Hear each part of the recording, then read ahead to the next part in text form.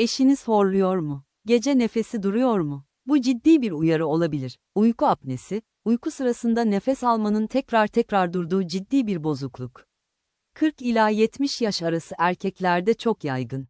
Ve büyük çoğunluğu bunun farkında bile değil. 4 ana belirti, şiddetli horlama, gece nefes durması, sabah yorgun uyanma ve gündüz aşırı uyku hali. Bu dördü birlikte görülüyorsa mutlaka doktora gidin. Ama asıl tehlike gece oluyor. Her nefes durmasında kan oksijeni düşüyor. Bu durum kalp krizi riskini 3 kat, felç riskini 2 kat artırıyor. İyi haber, tedavi edilebilir. Uyku laboratuvarı testi sonrası CPAP cihazı hem horlama hem de apneyi çözüyor. Kullananların büyük çoğunluğu ilk haftadan itibaren fark ediyor. Eşinizin nefesini gece takip edin. Duruyorsa bir uyku bozuklukları kliniğine gidin. Basit bir test hayatınızı değiştirebilir. Bu videoyu eşinizle paylaşın. Belki de en önemli sağlık bilgisi bu.